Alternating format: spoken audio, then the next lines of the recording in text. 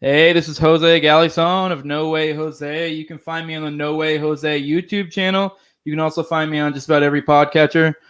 Today, my guest is going to be referred to as Schroeder. That's not his real name, but that's what we're calling him for the purposes of this. And you'll find out why throughout this. Today, Schroeder actually hit me up today. He saw my pinned tweet, saw that I'm still technically active duty military. I think I have 2 months left before my date of separation. I've been in for 11 years, but he saw I had a pinned tweet that was in reference to that, and he hit me up and he had a story that I felt like was compelling that needed to be told, but it was one of those things that like I probably ought to stay anonymous for it. And yeah, because I mean I'm this is gonna be a little bit different than what I normally do because I feel like there's normally a way more lighthearted, jokey vibe. I mean, not that we won't have that because me and him both being military, there's like a jovial nature of like, you know, you can talk about fucked up shit, but then still laugh about it. But it's still gonna be a little bit somber. I would think I'm gonna assume it's probably gonna be a little bit more somber in some ways as well.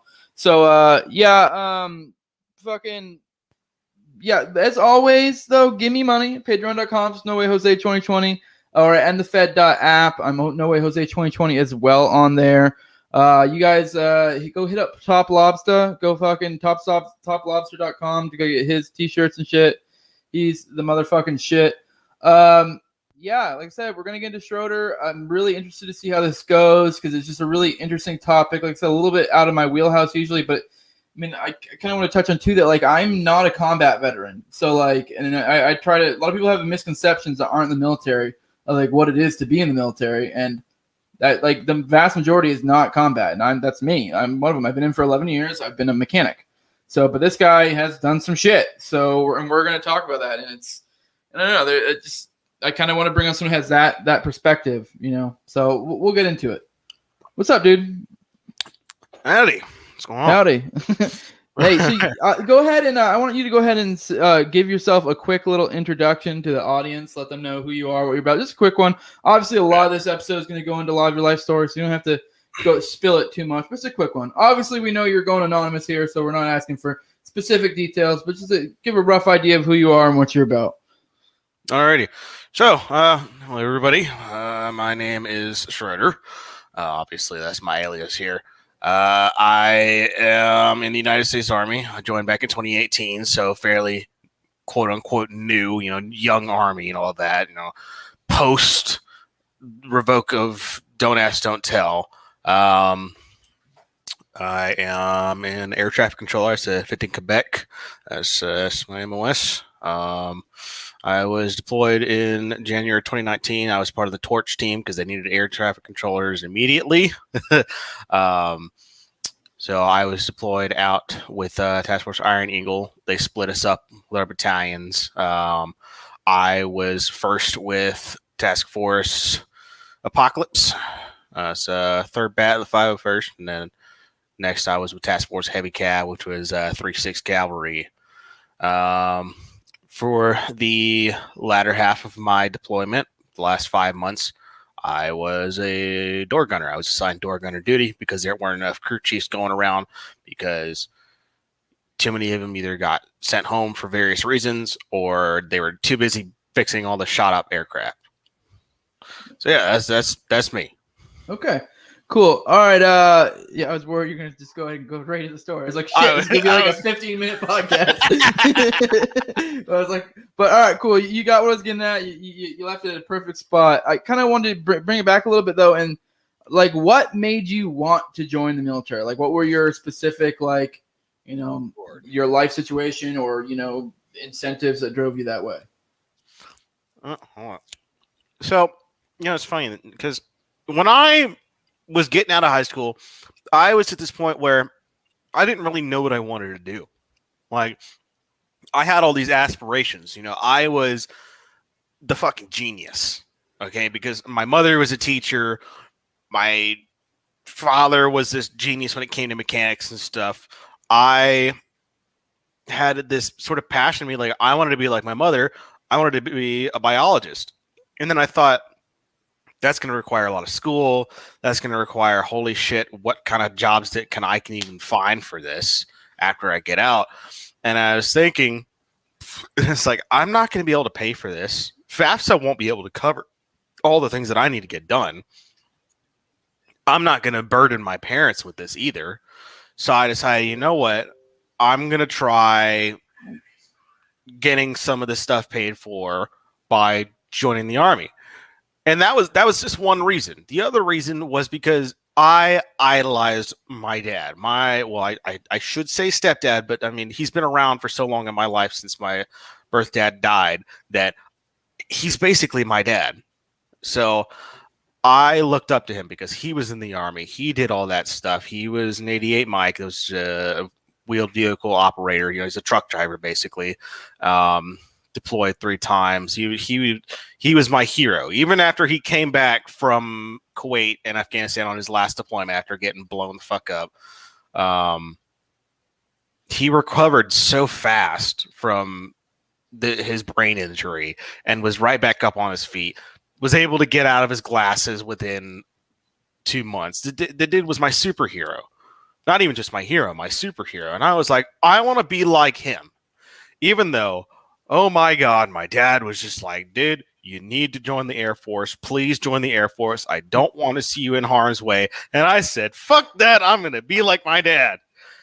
And that's how I got in the situation where I am. It's funny. Sorry, I didn't mean to cut you off, but yeah. I legit was I fucked up college, but I went for biology. I want to be a biologist as well. And I just fucked up the first semester and then ended up joining the military. My stepdad was also Army, and it was the same thing. And I wanted to go Army or Marines because I wanted to go kill people. And like, because I thought that was a morally upstanding thing to do to protect my nation. And I thought that was somehow effective, you know, a way to do that, to protect, you know, my nation. And fucking my stepdad was the one that's like, you need to go Air Force. And I was like, but I want to do combat. He's like, you can go do Special Forces. So I tried to go Special Forces and ended up like failing out. So like, to make a long story short, and there's more to it than that. But yeah, it was kind of funny, the parallels there. Because I went Air Force because like, you could at least go be like Special Forces and like have a fucking like, I don't know, you could, and also have a cushier lifestyle than like the fucking Army and the Marines living in fucking tents, you know. But I just thought it was funny. There's so many parallels there, but yeah, like, you know, almost cut from the same cloth in a way. Yeah, very much so, and yeah. Don't know if you had any more to say there. I kind of wanted to see, you kind of touched on a little bit, like, what was your perspective of the military before you joined? Like, what did you see it in the same way that I did? It's like it was a, you know, morally upsetting thing to do, that even it was like you were kind of fighting the good fight, blah blah blah. Like, that's what I felt, because going through high school, they don't cover this shit. They don't talk about it. I had no idea what was going on in Afghanistan. I had no idea what I would be going into. And I'm eating beef jerky. Hold on. So I thought that I'd be doing some good. I felt like I would be protecting my country. And I was not of the illusion that the United States of America was completely just in everything that it did, because I saw what happened in Vietnam. I saw what happened in the first Gulf War. I did pay attention to those because those were taught in history. It's impossible to teach history as it's happening. That's something that people don't realize, is that it's almost impossible for teachers to teach history as it unfolds.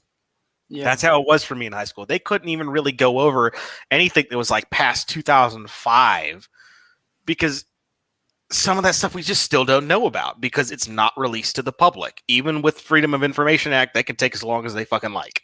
Yeah, there is something to that. There's very much you don't really get, and we never ever really get the full story. Even with the Iraq war books. Yeah, but you never get the full story, but you get a more true story, or the establishment may be more willing to own up to they fucked up than like, you know, within like 10 years or even 15 years. But like 20, 30, 40, 50 years in the line, it's more like, yeah, well, you know, maybe we overdid it there. I mean, you know what I mean? There's like a little bit more concessions to be had. Because like I actually had this discussion the other day where I was talking about how, like, you know, I mean, I don't know if you know, I guess I don't know you that well, but like there's always like, say for example, like Operation Paperclip. There's always like CIA, FBI plots that get like released like decades later. And then it's funny, like you mention any sort of craziness like that to happen today, and people are like, oh, that's nuts. But if you like mention like, well, here's this official thing, and like, oh, well, that was forever ago. It's like, yeah, but it's only because now they're just finally admitting it. And so it's like, sure, it was forever ago, but people still died. People still had their lives ruined. But the thing is, like, the same exact thing is going to be the case 20, 30, 40, 50 years from now. They're going to be like talking about these other operations that are like, oh, look what happened, like, but it's just now since we're in it, there's so much more murky, and but it's kind of weird. Like I'm trying to put my head in that because I joined in 2010, and so I'm a little bit older than you, I assume, because you went out of college, and so it's like for me in 2018, I already in the military was. But 2018, I'm pretty sure I might have already been an ANCAP at that point. Probably. I'm really terrible with time. But I was definitely already fully aware. If I wasn't an ANCAP, I was already a hardcore minarchist to where I was like, I did still see the utility of a military, but it was, for me, it was still like, but we're doing everything wrong and we're fucking everything up. Like, but it was like, but you need a military. Like, so it is like, it's kind of funny. But I also was like, there's something to being young and dumb because like when I joined, I was 19 and I was just like, I wasn't well learned. I didn't know shit. So like, I was just a dumb young kid. Like, I mean, I say that though, but then you have like people like Drew Hancock, who's like 20 and he's fucking, I don't know if you know him, but he's a big YouTuber and he's like already on the up and up and all this shit. And I'm like, I wish I was there at that time. That's something that I wish I had known about how this world works before I really dipped into it. And it's like when I joined, Trump was still very much the president, and I at the time, like the rest of my family, would have considered myself a Republican. That was 2016 to 2018, where I was like, fuck yeah, we're finally going to get immigration under control. Trump isn't as bad as everybody says he is. He used to be a Democrat, so now he's a Republican, so now, he's pretty on the fence. He's somebody that I can look up to, blah, blah, blah. And I was like, yeah, this will be great. This will be great.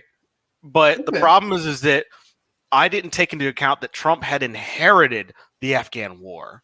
And was still trying, because, he promised up and down he wanted us out of Afghanistan. And I believe him.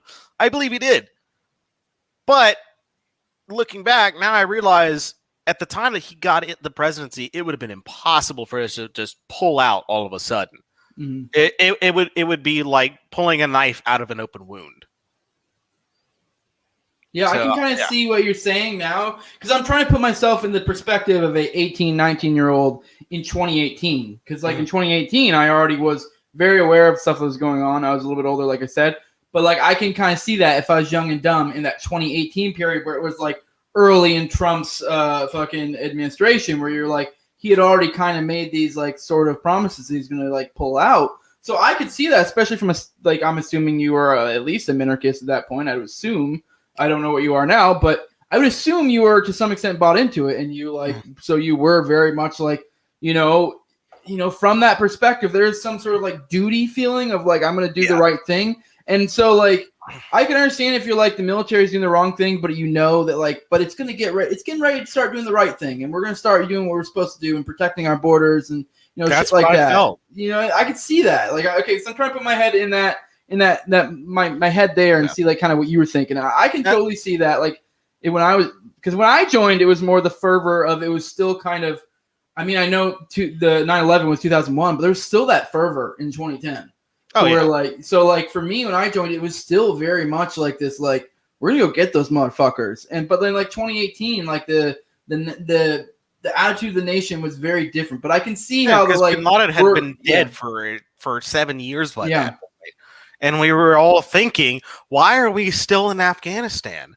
And I think I would say like around 2017, after my sophomore year, around 2017, after I was holding my head high against Trump had won, I started really drifting hard into libertarian because I realized my parents are a lot less pro-gun than I thought they were. My granddad, let me tell you something about my granddad. My grandfather, holy shit, this man is everything. He's got this 1,000-acre ranch in just outside of our town. He builds machine guns for a living with his SOT. Okay, this guy, he was in Vietnam as an airborne ranger. Like, he has done it all. And I looked up to the guy, and he was, I swear to God, that man is a hardcore ANCAP, now that I look back. But then I looked to my parents and I'm like, wow, my mother is actually pretty liberal. I mean, to be fair, my mother did immigrate from Northern Ireland, so I can understand why she's very scared of guns because she was shot at a lot as a kid. So I can understand that. But I took a deep look inside myself in 2017 and I said, you know what? I'm going to go do this thing because I do need the money for college, but that doesn't mean I'm going to like it. Mm. So I understood from that point, like, yeah, this is something that I need to do if I want to further my future, because this is how this dumbass society works. But I'm not going to let that control me. Mm. Wait, no, I get that. Yeah, yeah. No, I get that for sure. I mean, there is some essence of utilizing it. I mean, I don't know. I mean, it's one. I'm kind of at the point where I've gone. I don't know. I guess we won't go to that. But my point is my opinions have changed a lot throughout my time in the military. Even as an ANCAP, my opinions have changed. On like now, I'm kind of at the point where I kind of feel like it is immoral to some extent. I mean, I guess it depends. There's so much gray area. Like if you're some dude folding towels at the fucking base gym, it's kind of like, if anything, you can almost make a collapsitarian fucking argument of like, you know, like he's just like sucking money out of state and fucking accelerating his demise. This is me helping fucking keep the money printer going. Burr. Yeah, like he's not really.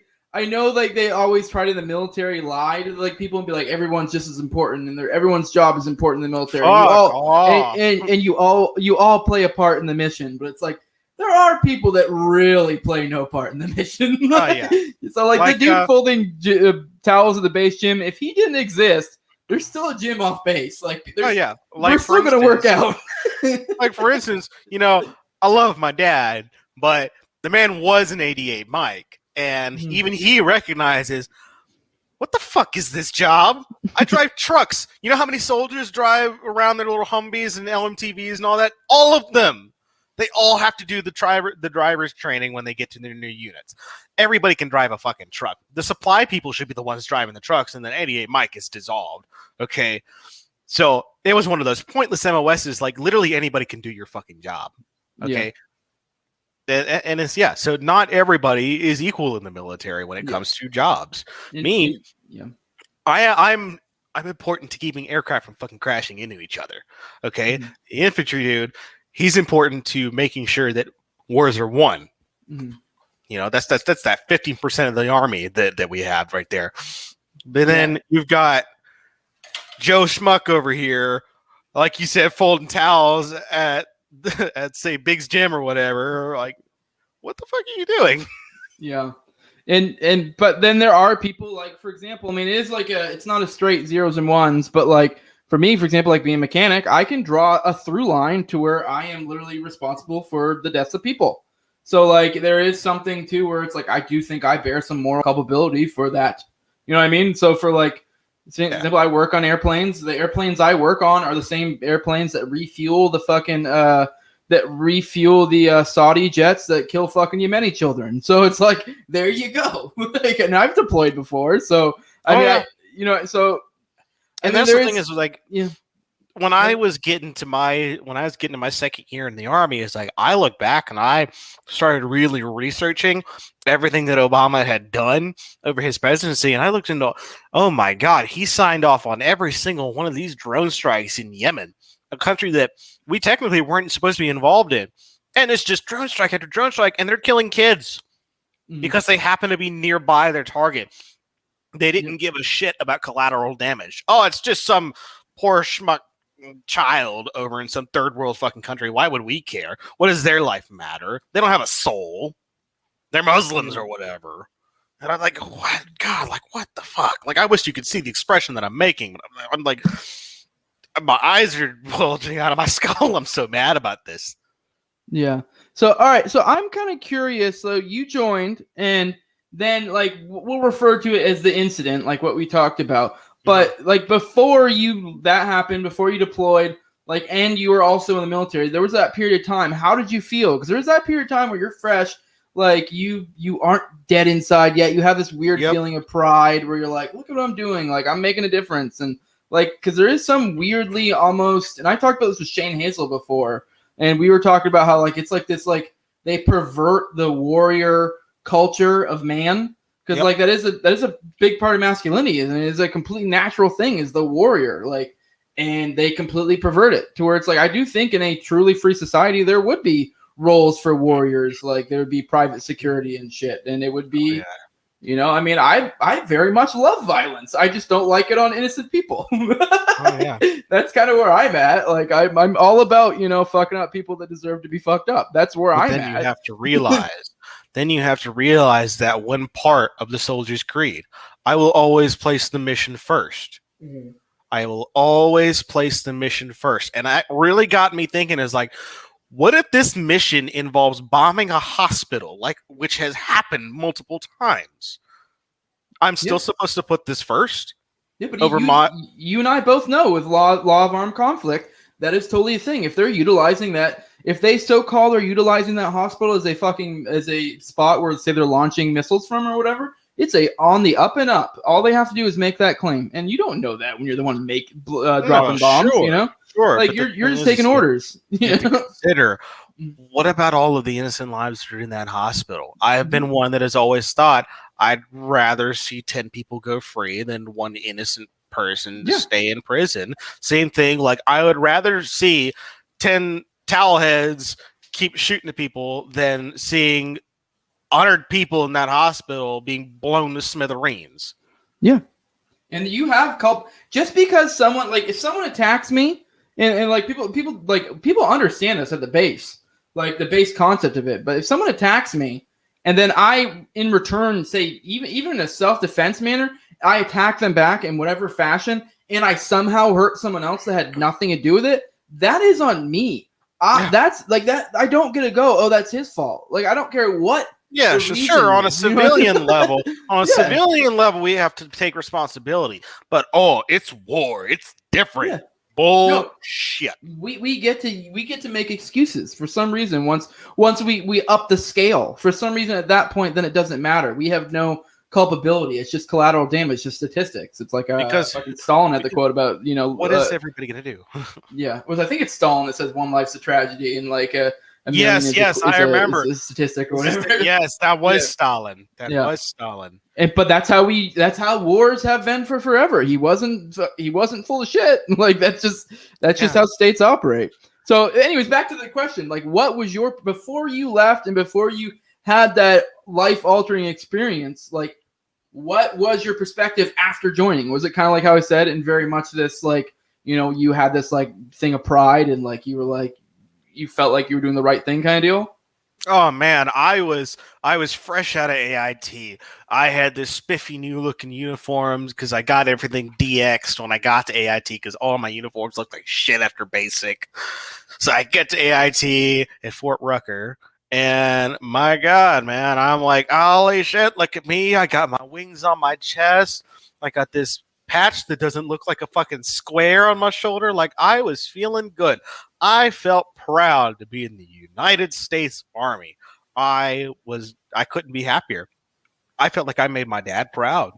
And you know what? He was proud of me. But at the same time, I could tell, and I didn't want to admit it to myself at the time, but looking back, I could see there was something in his eyes. Like he knew I was in for a world of hurt if I ever got deployed. Even if a non-combat MOS, I was in a world for hurt. And I didn't want to believe it at the time. So I was highly optimistic. And you know what? I got into everything because when you're an air traffic controller, it's stressful. It is. You're dealing with dozens and dozens and dozens of aircraft, be it fixed wing or helicopter. Hell, even now and again, you get the emergencies. Sometimes you have dumbass civilians and little Cessnas running out of fuel. Oh boy. So I got into everything. I get into the smoking. I get into the drinking. I get into the energy drinks and the tobacco and the dip and all of that. And I get into all of it. I'm making all these bad decisions, but I'm like, oh, this is just Army culture, you know, and it'll be fine. I'll quit once I'm out because I won't be so stressed. Boy, was I wrong after fucking Fenty. Yeah. No, but it's kind of funny. You brought up something there that kind of made me think, like, it is interesting how it's like there is very much this pride thing, you know, like with you know, with your family and stuff. I had the same thing where it's very much like now where I'm getting out, like I'm halfway to a pension and I'm trying to get out. And like I don't know if like how your family is, I don't know if they know your perspective, but my family also knows my perspective. So it's like almost weirdly in a way like I'm fighting against what they're proud of me for. And I know I'm like, if I talk to my family, they would never be like, oh, well, we're not proud of you. You know what I mean? But it's still like in a weird, way to your core. It's almost like you're fighting it. And it also like for your family, it kind of in a way comes from a wholesome place. So it is like, to them, it almost feels like to some extent, it's a little bit of a dagger to the heart to like those you love, because you knew this was something that they took pride in of you doing, and you're kind of fighting against that. And it's almost to some extent like you're fighting against how you were raised. And I mean, you are to some extent, and I very much am, but at the same time, it's one of those things where it's like, it doesn't mean I love you any less, but it almost feels like you're like kind of slighting them in some way, because you're in some sense telling them that you think what they did with you was wrong, you know what I mean, and how they raised you, So I don't know if any of that resonated with you. Yeah, I'd have to say it does, because my mother, when I first enlisted, and the thing is that my dad was working full time because he's a diesel mechanic now. Now that he's got in the Army, he's working for Bobcat. He's bringing in big bucks, but that also means he's spending like 10 to 12 hours a day at the shop because he's the most talented mechanic that they have. Even as the foreman, he's still their best mechanic. So my mother was the one that had to sign over my life to the government, and I could, oh my God, the look on her face when she realized what she was doing, because even she knew after what she had seen her husband go through, but she had this feeling that she thought that everything was going to be all right. She knew that even though I would be put in harm's way, I'd come out of it. It was that faith. My mother, I don't know if she talks to God. I don't know how she is, but I feel like at the moment she knew. And she was proud of me, more proud than she's ever been. And she's always admitted, like, you're the coolest guy I've ever met, and I gave birth to you. I was like, you know what? That's great. And that made me so proud. I was like, you know what? I'm not just doing this to be like my dad. I'm doing this because I don't want to let my mother down. I'm going to make it through this bitch that's called basic training. I'm going to get through my 16-week AIT that is absolutely god-awful. Bremen Hall for air traffic controllers is one of the toughest simulations when it comes to air traffic control. I didn't care. I was going to make her proud. That was my whole mindset. That's what got me through it. Yeah, and very much with what you went through. I know how air traffic controllers. Knew a lot of people were, and I know it's one of the highest recidivism rates. For like people who fail out and get because that's the other thing. Yeah, that's the other thing. You cannot make a career out of ATC unless you decide to stop at E7.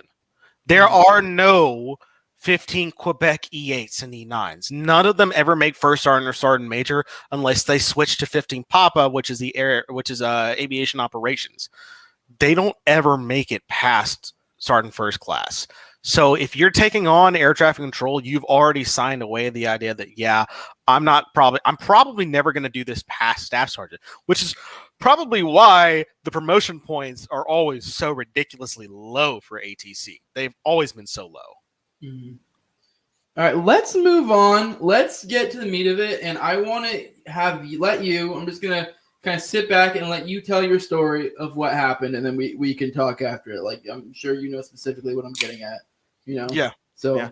Well, before I do, I've been waiting to crack this thing open all day. So, no, you're good. I'm drinking one now. Right. Here we go. I've got my Jameson. Got a tall boy PBR. White boy summer, baby. All righty. So Afghanistan.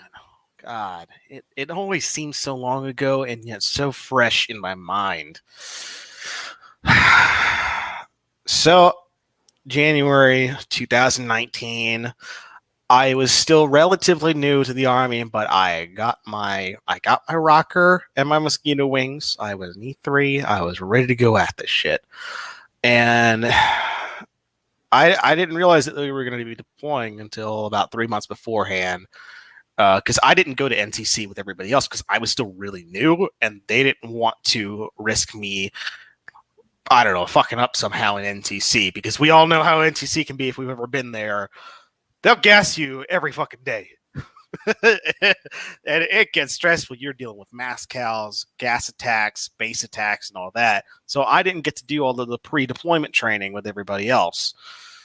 But they decided, after me already being in for about a year, this will work. this guy's ready. This guy's ready. Let's bring him along with the deployment. So I was originally with Second Bat, the 501st, and they realized that they weren't going to have enough air traffic controls to go around for all the different FOBs and COPs that we had. So they decided to first send me to 3rd Battalion, which Task Force Apocalypse. God, I love 3rd Battalion. Sergeant Major Crowley is still my hero. That man's wild. So I get to FOB Dalkey in Afghanistan, and it was actually not too bad. You know, it had been there before. It used to be known as FOB Shank. It had been moved around, shut down a few times because the Taliban knew exactly where it was. They always had that place sighted in. I get there and I get my little mobile tower unit, and I have to get used to being called Apocalypse Tower. Apocalypse Tower. And I was like, I've been Desert Knight this entire time. Now I'm Apocalypse Tower. Whatever. I will deal with that. Fuck it. I'll be the Apocalypse. I was still in high spirits at the beginning of that deployment, even though I knew, you know, we really didn't belong in Afghanistan. But I figured, hey, if I can be a part of this deployment and I can do my bid, you know, I'll earn my way back home. So that's when I got my rude awakening, because within a month of us getting there, it was like the sky unleashed upon us, because I'm sure you've heard it many times in your career. It's that god awful incoming alarm. Oh my God. And I'd never heard something so terrible. And this is coming from a guy that literally has an air raid siren, like a World War II air raid siren, as his alarm clock sound. And when I first heard that thing, I freaked the fuck out. And I was on the night shift when I first got there, and I love being on night shift because I could see everything going on at night. But then I got a new taste for what night shift was really like when I heard that alarm piercing my ears. And then the CRAM starts going off. It's this shit. It's close. Incoming. I saw the light flash. That kind of alarm, and that's just that's one of the most god awful things I've ever heard. And then the CRAM spurs up, and you just see all these little sparks in the air, and it's like this light show. But then that's when one mortar gets through, and it takes out the one thing that you never want to lose in a deployment. That's the DFAC, the dining facility. It takes that shit out, and boom, there goes half of our MREs. There goes all the big pots of rice and all the lamb stores. It's all gone. One mortar. That's all it took. Took out half the entire fucking DFAC. It's gone. And then I was like, wow. So now I'm going to have to eat these shitty little first strike rations that are supposed to last me for 24 hours. They're not the regular MREs. I'm supposed to make this shit last for 24 hours. And it's like, there's one meal in here and a few bunch of snacks and shit. Like, what am I supposed to do with this? And I was already thinking, this sucks. This sucks. And we got mortared many times. Many times. All the time. Like, I swear to God, there wasn't a night every month that alarm came on, incoming, run to the nearest concrete barrier or whatever the fuck that you can find. And man, I got caught outside one time. That's the one thing you never wanted to be, is caught outside, because then you have to take shelter in a vehicle. But me, I was caught outside because I was taking a shit.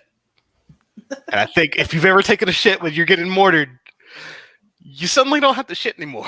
And then I run to a vehicle, and I realize I don't have my helmet or my body armor. I just left it sitting outside the porta potty like everybody else does. And I left it over there, and I get to the LMTV. I jump in, slam it closed. I put on the combat lock. I don't know why I did that. I put on the combat lock, and I didn't even realize how to, I had no idea how to open it at the time. They never told us about how the combat locks work because we didn't have those kinds of LMTVs. I put on the combat lock, and I'm stuck in the fucking truck. and I never pulled my pants up. And that was how that was the first 4 months of my deployment. Was I had no idea what the fuck I was about to get into. Like I felt like I was an FNG all over again. The fucking new guy, the brand new private that shows up, that the first one was like, I don't want to deal with this kid, but I don't want him to be fucked up, so I'm going to give him the guide on and put him in the front of formation. That kind of guy. And I was like, am I really going through this all over again? Like, I just made PFC, and this is how I'm acting. I woke up, and I felt like I had ruined my reputation. So I was like, I went to our Sergeant Major, because Sergeant Major Hale, or no, it wasn't Sergeant Major, no, it was Sergeant Major Crowley at the time. We were pretty close. And I went to Sergeant Major Crowley, and I said, Sergeant Major, I feel like I really fucked up to the point that I don't think I can ever recover from that little incident where I ran to an LMTV scared shitless with no body armor, no rifle. Oh yeah, I forgot my rifle in the porta shitter. And I was like, so if you could please do a guy a favor and transfer me over to Heavy Cav. He was like, sure, we'll transfer you over to Heavy Cav. Just be aware there are still some third bat elements that work with Heavy Cav because somebody's got to lift their fucking Humvees. So they sent me over to Heavy Cav,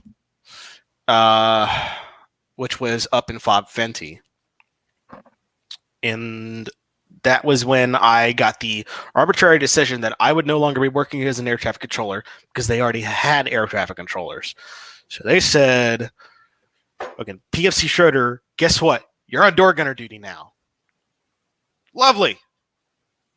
My first thought, because I was one of those dudes that brought his laptop with all the movies downloaded before he went in, because Wi-Fi in Afghanistan is like $50 an hour.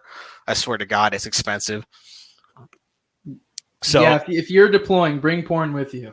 Bring porn with you, guys. Bring porn with you, because Wi-Fi in Afghanistan, they will charge you worse than your insurance. All right.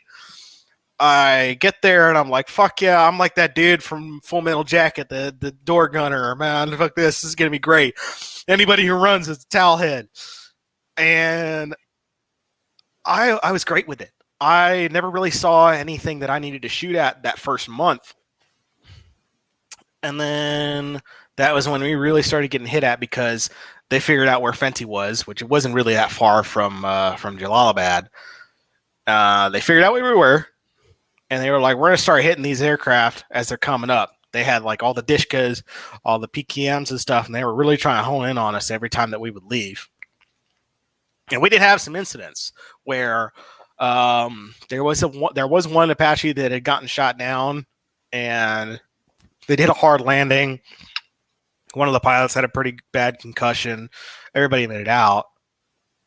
But still, it made you think, like, he was only 2 miles out from Fenty, and he was getting shot down. So we were like, yeah, we really need to up the door gunner count.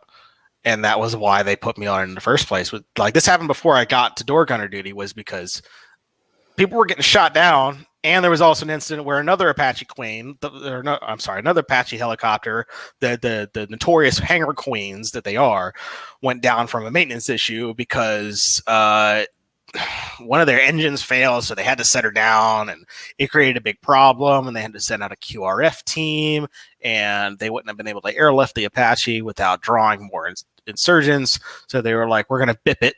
BIP, it's a BIP, blow in place. So they will blow that bitch up. And it was incidents like those where they were like, we need more door gunners. So I get really into this. I feel like a god up there in the sky with a M240 hotel, which the difference between the hotel and the regular 240 Bravo is it's got the thumb paddles, kind of like a Modus, where you can just slide it off, but you can also put a buttstock on there as well. So like you can slide off the paddles, put on a stock, and then you can dismount it from the bird and go running out and shooting if you need to. So, Lord, I just got distracted. What's that sound? What does that sound? It sounded like someone in the background. I don't know. It's not. No, I got some weird static or something. Oh, okay. Lord, so I feel good that first month, and then that's when we really start taking heavy fire. There have been instances where we're dropping off soldiers. for different air assaults, or we're trying to airlift vehicles, and it's like I hear these little pings, ding, crack. You know, that's the thing that people don't realize is that gunshots aren't just static noises. When you hear a bullet passing by you, it's not a whiz. It is a crack. It snaps. It's like a whip. It scares the shit out of you. And after that first time that I really got a bullet flying past me, that's when I'm like, oh, fuck this shit. I'm going to start shooting. So I'm just shooting at random, to be honest, because I didn't see any targets. I don't know where I'm being shot from. And that's when I see it. Right after we drop these dudes off to go do whatever the fuck that infantry people do, we drop them off, and I see exactly where the fire comes from, and I know that they can't talk to me because I'm up in a helicopter and they're way out on the ground. So I just start shooting at this one window, this little mud hut, and they're like, oh, he's shooting at that window. So I knew for a fact, even if I didn't kill that guy, somebody went in there and killed him. And I thought, maybe that was my first kill. And I didn't know how to feel about it because I was thinking, I didn't really want to be in Afghanistan to begin with. But at the same time, he shot at me. I didn't know how to feel about it. Mm-hmm. It's almost like losing your virginity, but in a way that you're not really comfortable with. Like, it's just like, was that pleasurable? Was that, what the fuck was that? Was like that losing your butthole virginity? Yeah, exactly. It's like losing your ass virginity for a gay dude like me. It's like, was that? I don't know how I feel about that. Would I do that again? Yeah. Didn't know.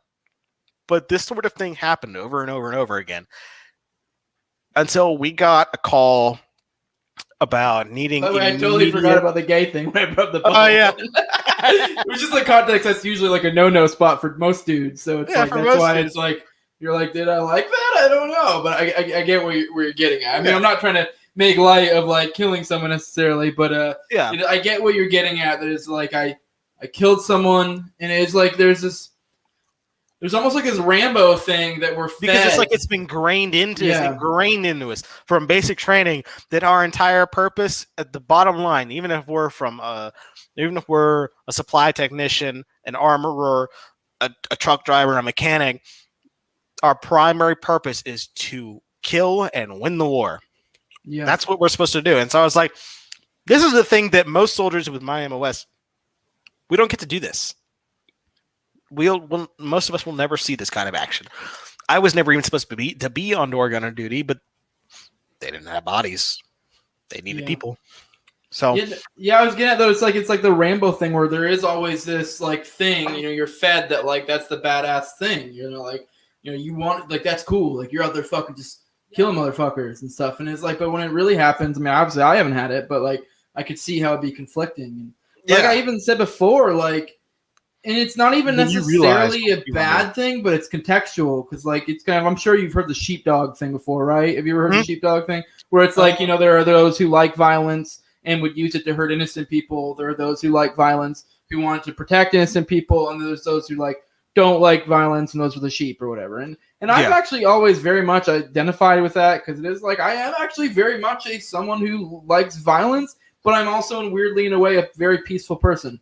But if anyone ever fucked with me or my own, I would fuck you up so fucking quick. So, and that's how I felt like this. Is because that's how I guess I felt because I felt like I was protecting myself from being shot out of a 60, but at the same time I was also protecting these guys on the ground that they didn't realize that they were already walking to a hot zone. Mm-hmm. But this is contextual thing of like, should we even be? So it's like you were like kind of the really fucked up thing about this situation is you're almost like. I mean, don't get me wrong, there is some voluntary nature of it, but it's also like you don't really know what you're getting into to some extent. And it's like you're kind of put in this situation where now this is the situation you're in, where now you're in a spot where there are people who want to kill you, and you want to make sure your friends don't die, and you want to keep yourself alive, Like, so it's either you make the choice of keep your moral high ground or live. Mm-hmm. And I said, I'm not going to die in this shithole country. That was my instinct was I'm not going to fucking die here over something that I believe in that at the time I had no power over.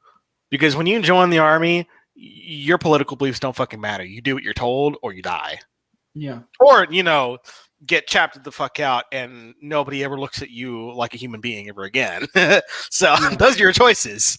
And I know a lot of people like look in our spaces in like, you know, the libertarian in cap, whatever, and we'll be like, well, yeah, you shouldn't even be there. But it's like, okay, but they are. So like, no, and now what? Like, this is where we're at. We're in this moral quandary of you're put in this situation of like, you know, people are shooting at you. Now, what the fuck do you do? Like, so it is like, it's easy to like, if you zoom out, be like, and I know people like the Nuremberg and shit, but, and you know, like, I mean, it has gets in nothing a to real do. gray area. Yeah, but it has nothing to do with just following orders. Bullshit. Yeah. That's not what it's about. It's about living or dying. When it comes to warfare, you have no choice. Your hand. It's either you make the decision then, or you will will have the decision made for you.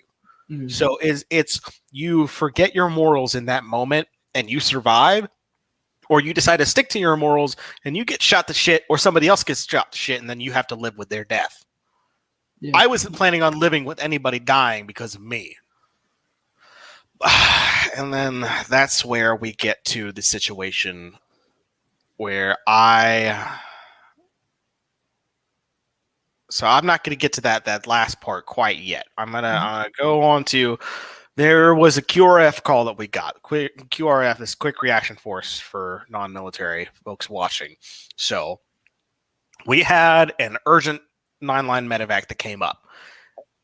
So they needed a QRF, but the 3 Apaches that we had at the FOB at the time were not ready. They were all in maintenance for some reason or other.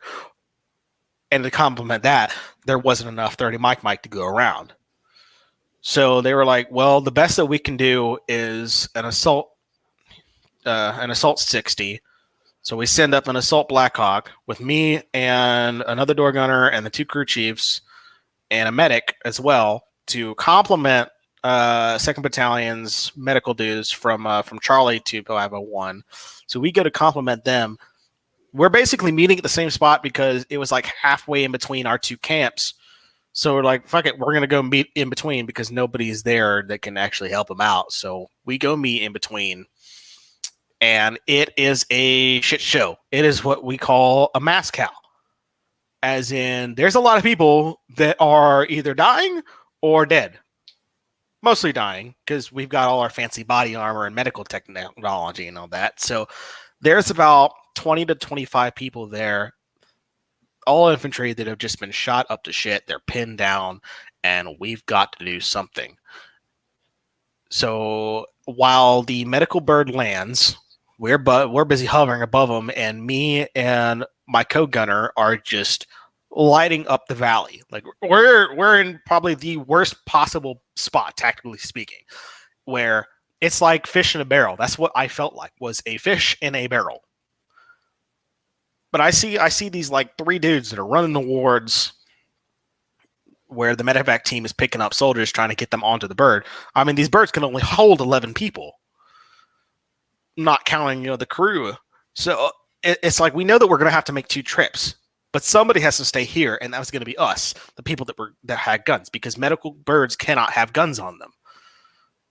So we see these 3 people as the medical bird is taking off.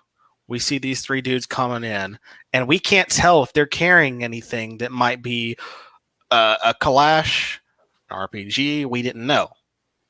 But I made a conscious decision in that time, because they looked like they were probably a part of the insurgency, that I was not going to let them get anywhere near my fellow soldiers. I didn't know these soldiers, but I didn't know the people who are going towards them.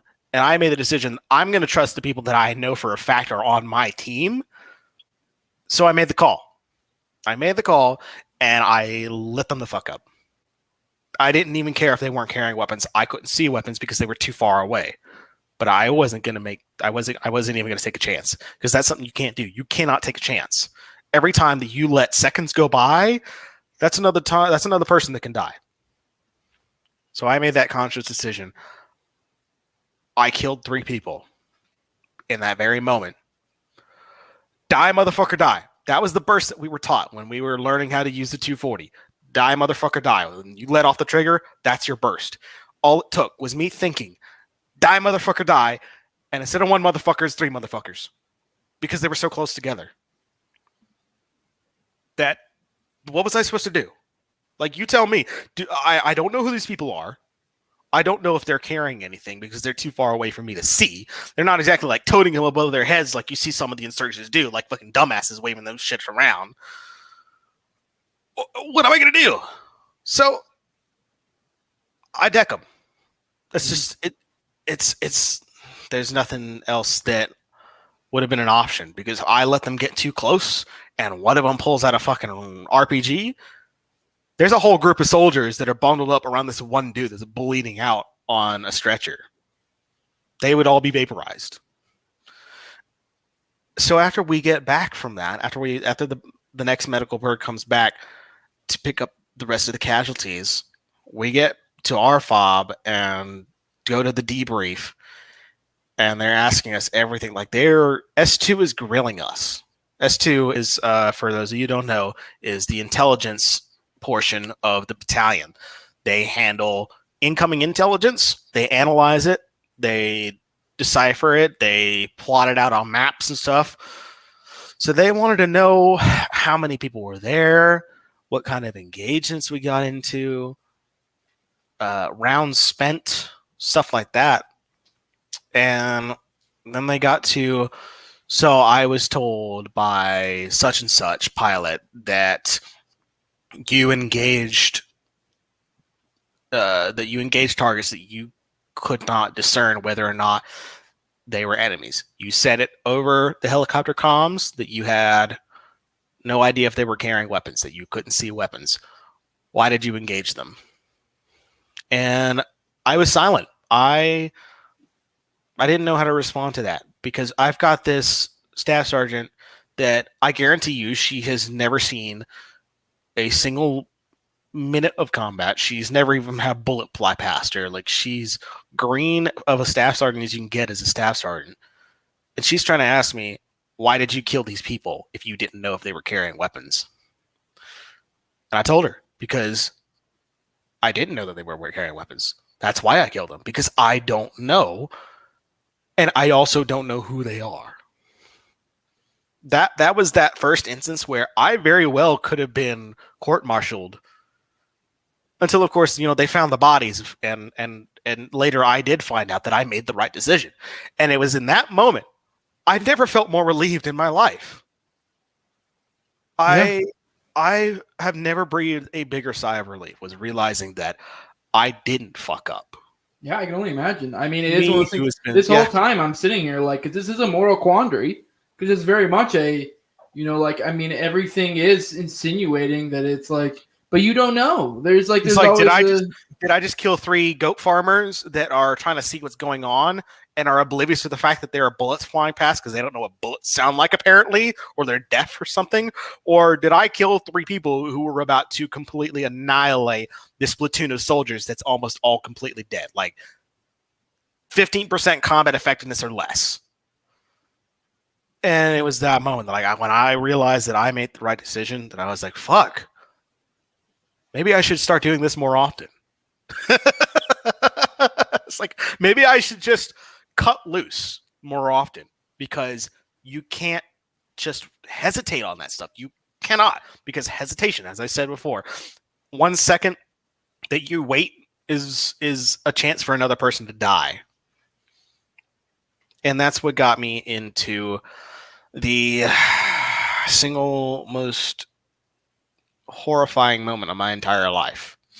So Fob 15 has been attacked by ground forces a few times in its history, and one of those happened to be during my deployment. And it was during that attack that there were some of us that were outside of the wire because we needed to set up security and all that. And it's a close firefight. There aren't enough people on the base to go around. Like, I didn't realize how many people were really engaging. Like, it was a solid 60 to 70 insurgents, but they're so spread out that it's almost impossible to suppress them. You can't do suppressive fire and go around and flank them because You don't know if you send one team to go out flanking people, you don't know if they're about to walk straight down their line and get shot up. You don't really know. So we start getting Mark 19 set up on Humvees, and we roll those bitches out. We start firing off grenades, and everybody just takes for the hill, except for a few people, and they just keep shooting and shooting and shooting. And then I could tell there's this one dude who's like pinned down, and I'm debating if I want to shoot at him because he's not really moving much. He's like sort of cowering. Like if you've ever seen Saving Private Ryan, and you know that one soldier that's at the Hedgehog, and he's like getting shot at, and he's like freaking the fuck out. He's crying and stuff, and he doesn't want to move, and other people are shoving him and trying to get him to move, and he doesn't want to move. That's what that guy looked like. The only difference between him and that one soldier from that one movie is that he was brown and wearing civilian clothing and looked like a civilian. That was really the only difference between them. Different team, yeah. That's it. Yeah, different team. And it's like, I don't care. You know, I had no problem with the Afghani civilians. I loved them. I hate the A&A. Those guys are retarded. The amount of friendly fire incidents I've seen from those guys is hilarious. I hate the A&A. It's the Afghan National Army. I hate those guys. But the civilians, I don't mind them. I've known some really good Afghan civilians. People that have ended up getting themselves killed because they support us over the Taliban. Those guys are awesome. But I didn't know this guy. He was with the group of people that were shooting at us. And there's this last little pocket of people. And he says to himself, I'm guessing, he says, fuck this shit. Allah's not worth my life. And he dropped his little AKM. He dropped that shit. He got up. And I panicked. I was like, hold on. Are they trying to run away? Is this guy coming? Like, I flinched. That was the one moment where I flinched in the wrong way. Die, motherfucker, die. That's how it went down. I flinched in the wrong way. And he died. Right there. Done. Running away, scared for his fucking life. And he died because I couldn't control myself, because I had conditioned myself to not hesitate. By not hesitating, I killed a surrendering enemy. And ever since then, I have said, fuck this shit, I want out. That's been my mindset ever since. So we get back in October. Nobody really talks much except for all of the third bat guys who were at Camp Dalkey, and all they ever got was mortar attacks. And one of their S3 NCOs gets his leg almost blown off, not all the way. So he gets to keep his leg. So that's their one casualty. We had one soldier die at Fenty. I don't remember his name, but we did have one guy die. I don't know if he was a part of our unit or not, but he died in that attack. And I remember thinking to myself, what would have happened if I had just let that one guy go? Because this guy here, he's not going to go back to his family. He's dead. This one soldier that's going to have a permanent rifle in the camp, or if the camp stays open, so he's going to have that one rifle sticking to the dirt. And I thought, what about that one guy that I killed? Who's going to set up his grave? Does he have a family? Do they know that he's gone? Do they know that some 20-year-old kid just gunned down their father, their son, their dad? I already said father. You get what I'm saying. Like, do they realize what just happened? And I really thought about it. This guy was scared out of his mind. He was scared shitless. He realized in that very moment, I don't want to do this. Me, I didn't want to do it either. I didn't want to be there in that god-awful fucking country to begin with. But these are the decisions that we have to make.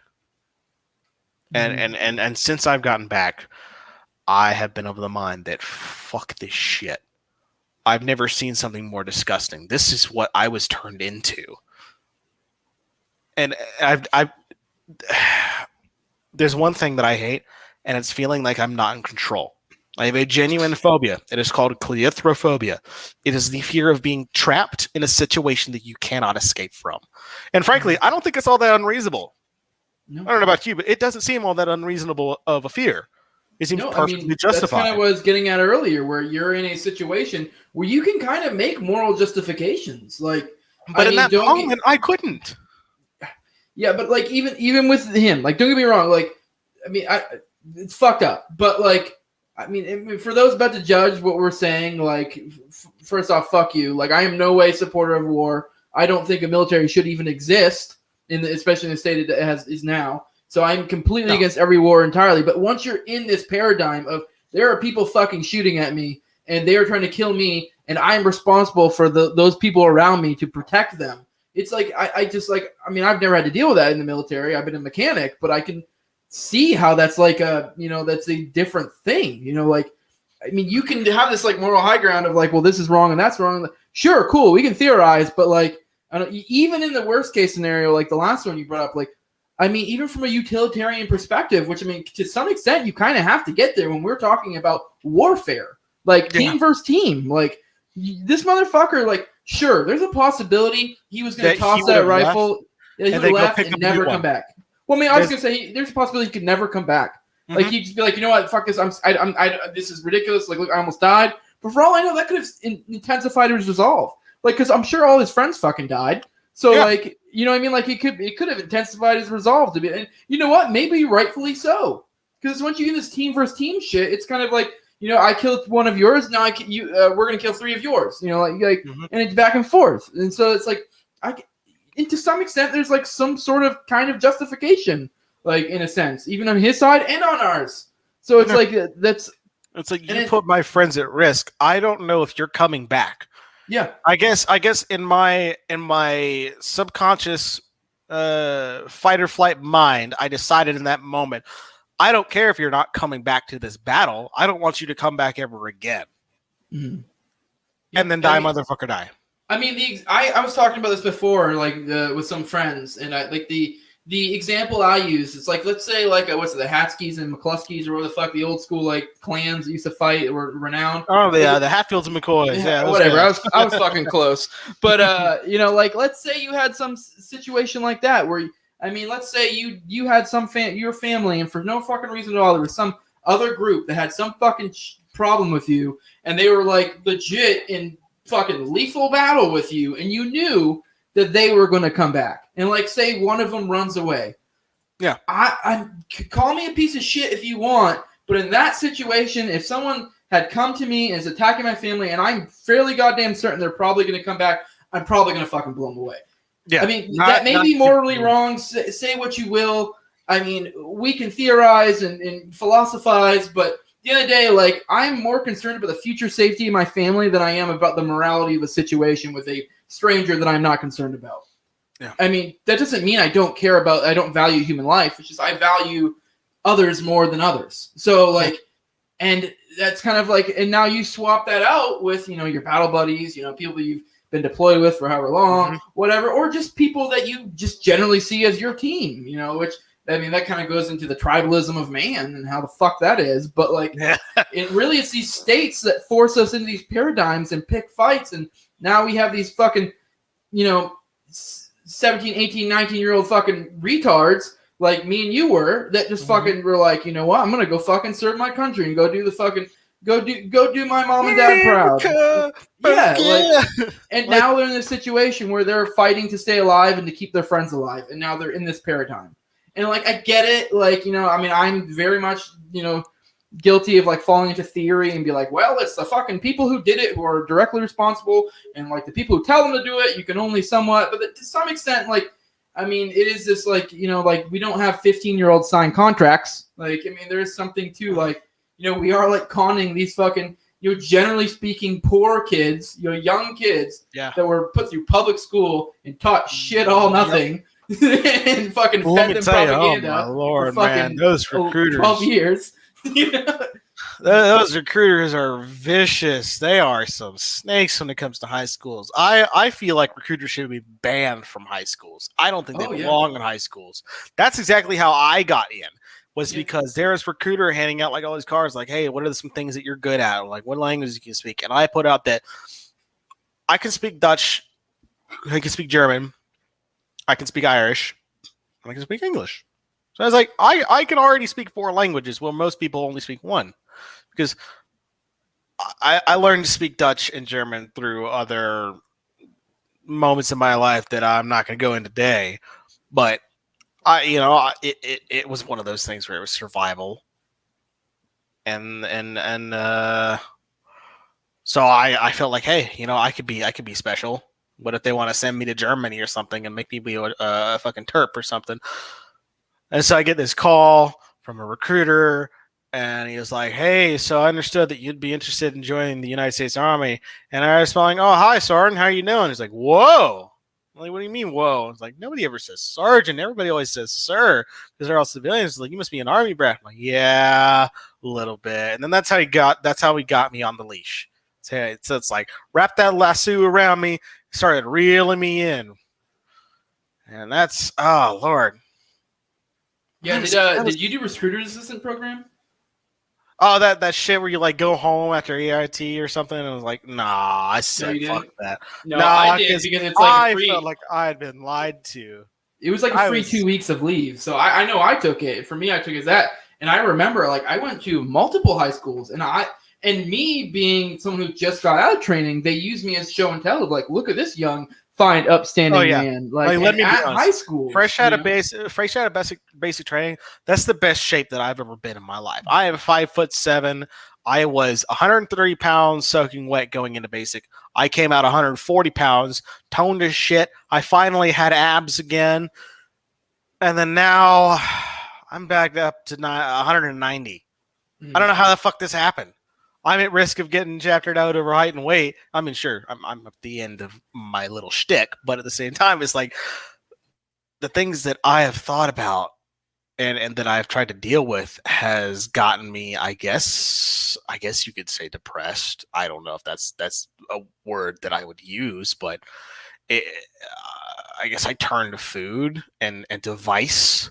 I started drinking a lot. I'm drinking now. Like, I guess I started finding all these different coping mechanisms. It's just like when I look back and I see all these photos of myself fresh out of basic, I'm like, what the fuck happened, man? I felt like I still had my soul intact. Is this something that happens to everybody in the Army? Is this why all of my NCOs just sigh all the time over the dumbest shit? Is this why so many people are getting out after this last deployment? Why nobody wants to re-enlist? There's not a single person in my shop that wants to re-enlist after what happened to everybody, really. Sure, everybody that was a Dalkey came out fine, but they almost lost somebody. Sure, I survived, but I took human life. There are 4 people that I know of for certain that I killed. That's 4 people, and I'm thinking, what the fuck is my life worth? And that's how I spiraled down. And since I started getting closer to the end of my contract, I was like, what do I have to be depressed over? I'm about to be free. I have gotten closer to the libertarian, minarchist, ANCAP, whatever you want to call it, dream than I've ever been in my entire life. I own guns now. I own my guns. Not just granddad's trying to be a sugar daddy or something. I don't know.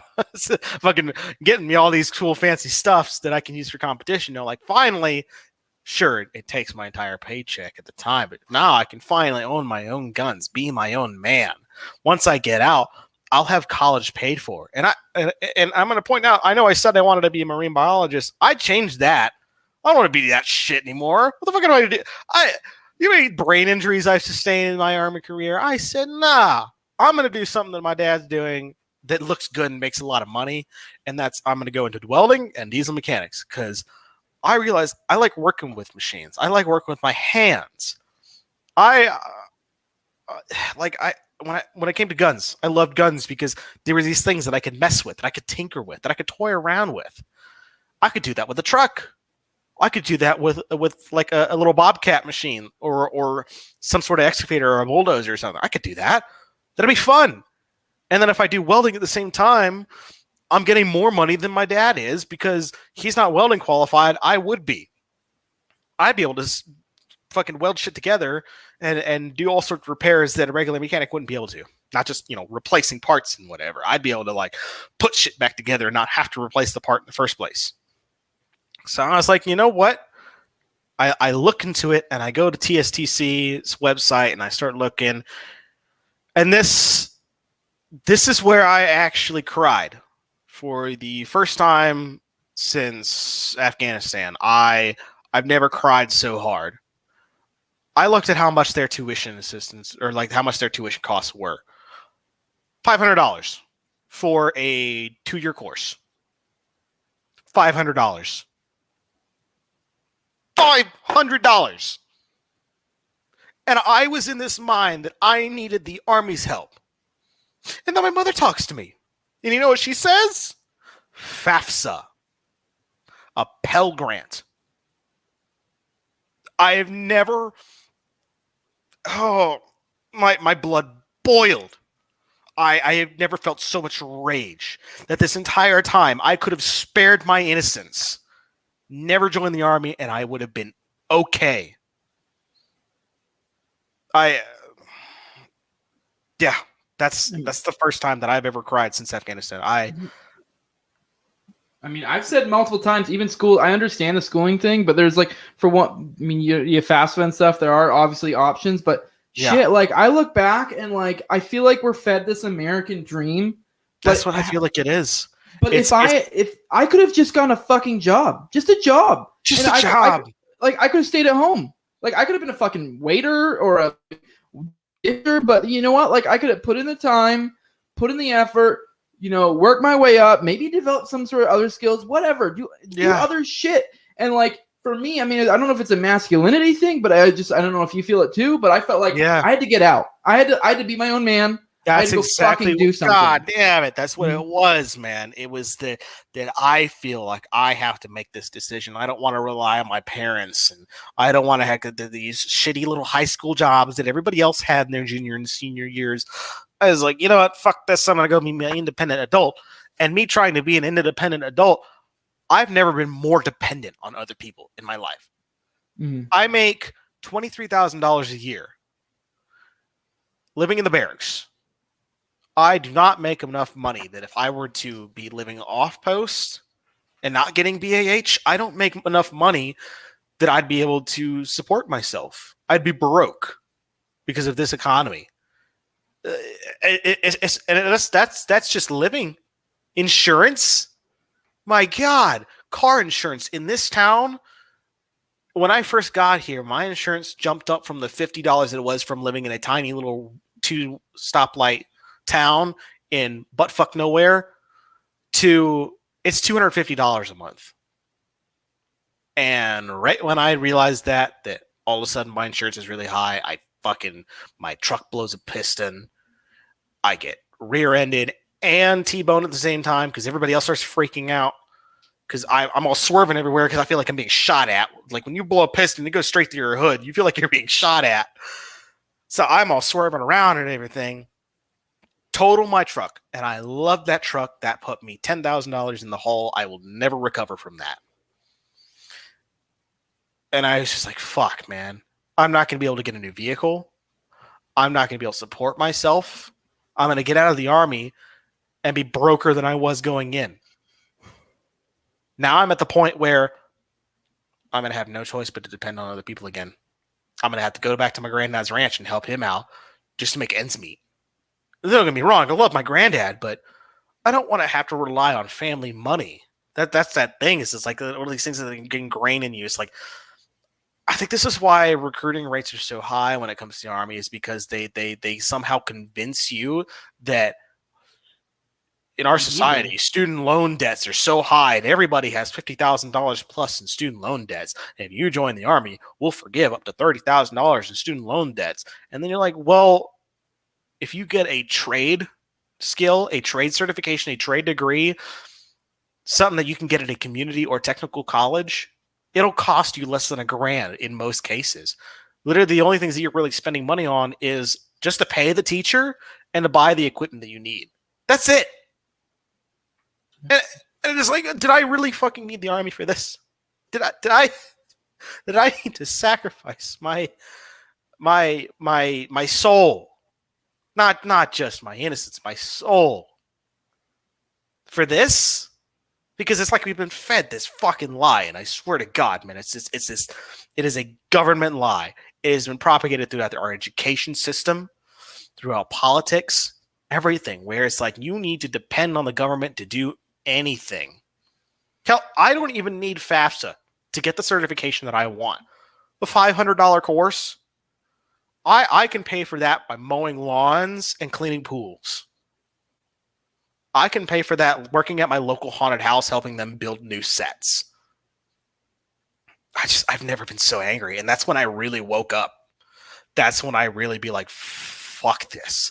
I want to completely dismantle this system because it does not work. Yeah, I mean, there's so much propaganda we're fed during school that leads this path. We're all convinced we got to go to fucking college for some unknown fucking reason. I can't tell you how much I wish I had some sort of fucking legit marketable skill. Like, yes, I'm an aircraft mechanic. Exactly. But like, even then, within the military, the way they don't teach you everything. Yeah, they don't teach me everything. Like the skills I've learned as an aircraft mechanic are insanely specialized to where it's like on the outside, it's not really applicable to what they want. Oh yeah, you're fixing specific aircraft, like with 15 Tangos and 15 Romeos, where they're fixing Blackhawks and Apaches respectively. When they get out, they're never going to see a helicopter that's like that. Nobody uses Sikorsky S-70s. They're using like Eurocopters. They're using the brand new Sikorskys. They're using the Bells. Nobody's going to use those airframes. Nobody's using fucking Apaches. Who the fuck has Apaches outside of the Army? Nobody. So they get you used to these airframes, and then you get out, it's like, what the fuck is this? I've never seen wires that look like this. You know? Sure, I'm an air traffic controller, but the thing is that most Army air traffic controllers don't get an FAA rating before they hit their ETS, their end of service, because it's different when you go from Army to actual FAA air traffic controllers. It's a whole different animal. You go from, say, Biggs Army Airfield, where you're dealing with, I don't know, 20 helicopters at most for an aerosol, or a few fixed wings that are going to do recon and stuff over the Mexican border. That doesn't translate to El Paso International Airport. That does not translate to LAX, to JFK, to Bush Intercontinental. You go to one of those airports, you're gonna want to fucking kill yourself. It's that stressful. I thought I had it bad, and then I started talking to real air traffic controllers that are actually qualified, and I'm like, fuck, I could not deal with that. I could not do it. I have wasted my life on this because I chose this MOS that I thought would help my life, be like a sort of backup. And then I'm like, I can't even get an actual FAA license without going through the FAA. It's like Army medics, when they get out, they're not actually medically licensed unless they go to a paramedic school. Mm-hmm.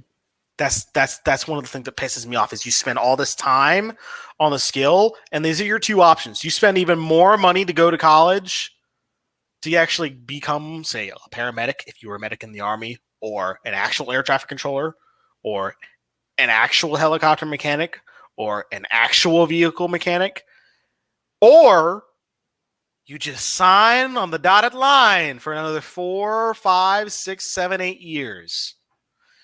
Oh, we'll throw in all these sweet little incentives. We'll give you a $5,000 bonus. We'll send you to Japan if you want. You want to go to Japan? You want to see your little anime girlfriends? Or you want to go to Germany and get that real good beer? They throw in these little things to reel you back in on the fishing line. It's all bait. All of it. It's all bait. Yep. The entire fucking system is rigged because the education system is in on it. The College Board, they want that sweet government money, man. Yeah, It's everywhere you turn. You're convinced that you need these minimum 4-year degrees. You don't. Nobody wants to hire a 4-year degree with gender studies. Even at fucking McDonald's, they don't want your ass. They're going to hire little high school kids that need a new job because they'll work better. Yeah, it's fuck, man. Yeah, no, and I can tell you as someone who's been in for 11 years that the longer you stay in, the harder it is to get out. Because like I like you were saying, you don't get paid well. I get fucking paid well. Yeah, my dad was in 11 years, but the problem is that he was an 88 Mike, and everybody was an 88 Mike then. So he couldn't get past E4. He was stuck as a specialist for his entire career because promotion points were 798 all the time.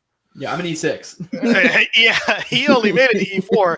Yeah. And God, it made him so mad, and he gets out and goes to the reserves because he is like, I don't know, I need to keep myself in shape. I don't want to get depressed and all that. So he goes to the reserves. The rest of the family picks up and moves back to the greater Houston area. But he's still stuck in El Paso with his reserves unit. And I've never that was one of the lowest points in his life, I could tell, because he got tricked into signing the dotted line again. Because my dad's had a pretty fucked up childhood, and he's had to live on the streets raising his little brother because both of his parents died before he was even 16. So he had to raise his siblings. And then it's like he keeps getting drawn back in because his baby brother, he was fully brainwashed. My Uncle David is still in the United States Army. He is one of these schoolhouse he's one of the schoolhouse NCOs for Fort Sam Houston because he's an Army nurse. He's a 68 Charlie. He's one of the schoolhouse teachers. He's been fully brainwashed. He's did all the cool shit, all the airborne, the aerosol. He was in Hawaii. He went with the 82nd as well. He did all the fun shit. And then my dad is like, I cannot believe that I let this happen to my brother. That he's gotten to the point where there's no way out for him unless he retires. But me, I'm trying to get out, but I can't because I still need this government money because I've been blown the fuck up.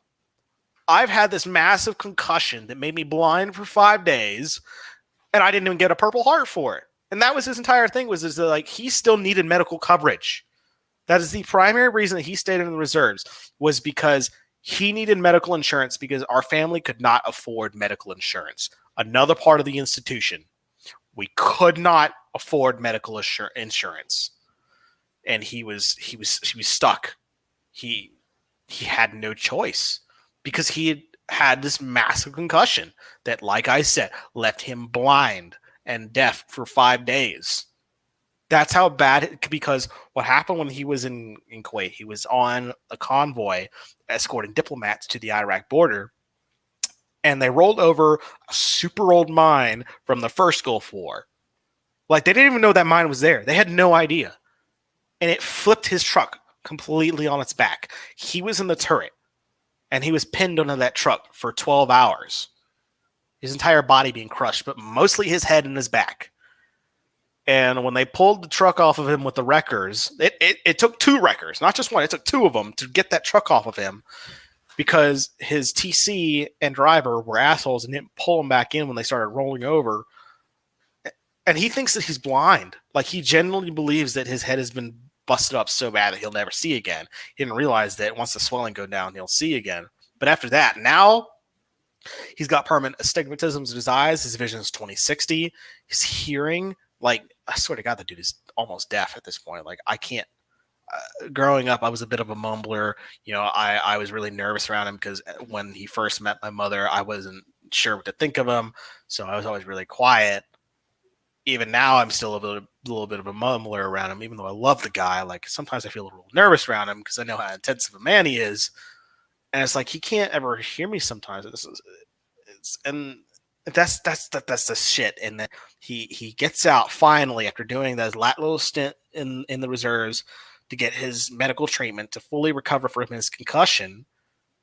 And the VA, they give him a 35% after he almost broke his back and was blind for 5 days. And they give him a 35% rating. 35%. No Purple Heart. No permanent disability that really affects his life. no stipend, nothing. Just thank you for your service. Get fucked. Yeah. I mean, that's like one thing I've been thinking through this, like the past, like, I don't know, 5-10 minutes. That it's like one of those things, like for especially me and you and him, it's like, Yeah. you know, if something seems too good to be true, a lot of times it's because it is. And military service is very much one of those things. Or service, you know, I hate that fucking term so much. But and it's like, God, dude, I went to get lunch today. Me and my coworkers were like, it's a Friday. We're going to take off early today. We go all the way out to, God, what was it called? It was like, it was some barbecue restaurant that had been featured on Guy Fieri's DDD show. We go all the way out there, and there's like 3 different people that are like thanking us for our service. One dude buys our entire like $50 meal for us. I hate that shit. And I'm like, how the fuck am I supposed to respond to this? I don't want to say thank you to this, because if I had realized 3.5 years ago what I was signing up for, I wouldn't have fucking done it. And I was like, I can't say thank you. I don't want to say thank you. Yeah, it's like they're so naive. They don't realize it's like they're all still a part of this system that the whole country's been brainwashed into. They don't realize that we're just another part of the system. We're another cog in the machine. It's like, I don't want to thank them, but I came up with this little idea, and it's kind of been working out. And I guess I think it kind of fits. And so now anytime that somebody tells me, thank you for your service, sure, I'll buckle up for a little bit. And I'll have to hold myself back, but then I'll just say, thank you for your support. Thank you for your support. And it's like, that's all I really wanted, was the support. Yeah. Sure, they don't realize exactly what the meaning of what they're saying is at the moment. They don't quite understand the connotations of quote unquote serving, but it is the thought that counts, I guess. But sometimes you have to really judge the person as to whether or not they're saying it sort of half-assed, or if they really mean it. Like that guy that bought us lunch, I could tell that he meant it, but I also knew that he wasn't military at all, and he didn't really understand. So I felt like, thank God at least somebody cares a little bit, because obviously our fucking government doesn't. So it was just a simple thank you for your support. Mm-hmm. Well, yeah, I fucking hate the thank you for your service too. I usually just give a smile, grunt, head nod. Like, I try my best to just like ignore it, because it is like I don't want to open up this dialogue. At the same time, it's like you don't want to reinforce it, you know. Like, but I also don't want to be an asshole. Like, it is like, what do you do? But I think it's a good spot. I want to finish out in this last question. What would you tell someone thinking about joining? What would be your message to them? I would tell them, first of all, no, fuck off, don't do it. But I would delve into it, and I would say, you don't really understand what it means to sign your life away. And it is your entire life. You belong to the Army. You belong to the Uniform Code of Military Justice. The slightest fuck up, and you get rank taken away. You get pay taken away. You have no freedom. You think you know once you're off duty, oh, I got all these freedoms. Once I get out of basic training, oh, I can do whatever the fuck I want. No, you still can't. There's things you can't say. There's things you're not allowed to believe. And now in the modern Army culture, my God, with the extremist training, it's I feel like they're just completely ignoring what's going on in our society, and everybody's always focused on the Capitol protest. I'm calling it a protest. Fuck you, it's a protest. That wasn't an insurrection, it was a protest. A few people walked in. They walked in. They were let in. And they shot a woman in the neck.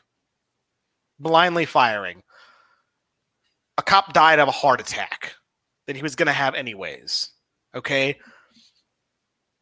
So they're using this as an excuse to further stuff like critical race theory and more support for Black Lives Matter and for Antifa and these commie fucks that are taking over our society.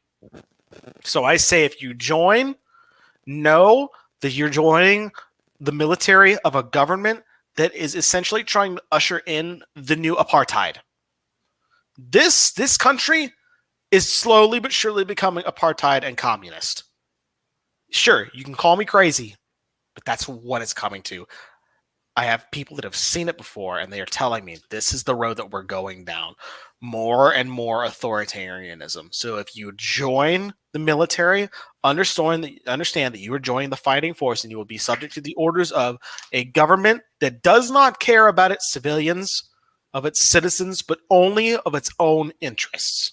Mm-hmm. Understand that if you decide to sign on that dotted line, you will no longer own yourself. Somebody else will own you, and that person will make 10 times more money than you for sitting on their ass and taking away your rights.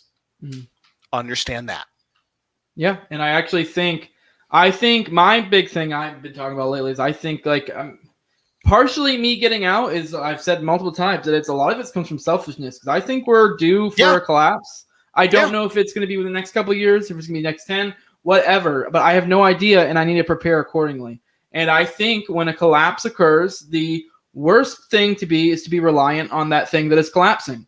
And sure, if you are a government employee, you'll probably be a little bit better off than some of the other people that are reliant. Yeah, but you're still not going to do so well. No, because look at me. Like, sure, if a collapse happens right now and I manage to somehow get out, don't get me wrong, I've got an M4 with 210 rounds of ammunition, full body armor, and a helmet. Sure, I'll think that I'm okay. And these Humvees. Everybody knows Humvees don't have keys.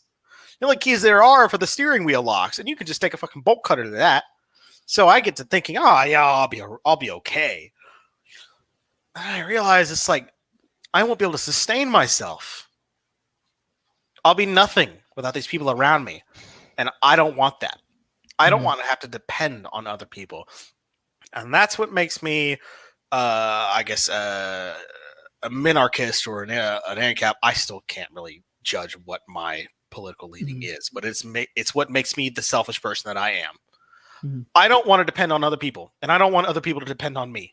I want to be able to live my life the way that I want to live it, completely free of other people.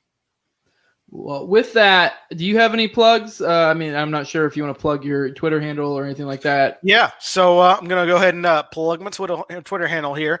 It's at Fennec_Overlord. It's be prepared if you decide to go and follow that. You're going to deal with a lot of furry degeneracy and a lot of ranting about guns and commies and shit like that. Sometimes I'll stop taking my meds that I don't have. So that's my Twitter. And I want to give a shout out to my dad, Jesse. I love you. And if you ever watch this, I'm sorry. You were right. And I should have listened to you. I should have either not joined or joined the Air Force or something. So shout out to my dad, Jesse.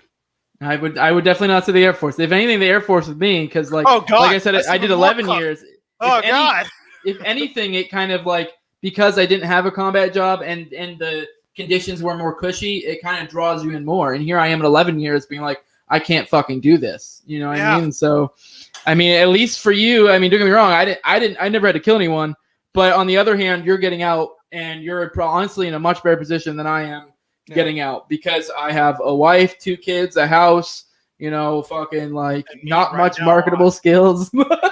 I know. I mean, I just got me, myself, and I, and whatever I can carry, I guess. And I'll admit, I'm a bit privileged. I did have my grandpa's ranch to grow up on. You know, I do have things waiting for me when I get out, and not everybody's going to get that chance. Yeah. Well, with that, you can find me on the No Way Jose YouTube channel. I'm also just about anywhere audio podcasts are at. You can contact me at thelibertymovementglobal@gmail.com. Like I've said before, and I've mentioned, money's getting ready to be tight here soon. So patreon.com/NoWayJose2020, or you can give me crypto at endthefed.app. Like, share, subscribe, like even just something as simple as that will very much help me grow the channel. Almost to 300 subs. I really want to get 300 subs. That way I can sync my channel up to Odyssey, and that'd be fucking awesome. With that, dude, it's been really fucking awesome. I think it's been a really powerful episode. I'm gonna try to shop this around to like everyone I can, because I would love for like Scott Horton, Shane Hazel to like. I mean, fuck. I mean, if you be be up to it, like going on their shows and shit. Because I do think you have a powerful message to be had. You know. I mean, don't get me wrong. I mean, all of June I'm going to be on leave because I fucking need it. I know, yeah, sure. I'm going on terminal leave in August, but I'm also use the rest of my leave too. So yeah, I'm going to be on vacation next whole month. So I don't know how available I'll be, but yeah, I would definitely be up for it. I would 100% love to get into something like that. Yeah, well, Scott Horton or Shane Hazel fucking call. You answer. Oh, sure. Oh, sure. All right, I'm just fucking around. You know what I mean. But all right, I really appreciate you. This has been awesome. I'm sure we'll talk again at some point. And with that, that's it. Deuces. Bye.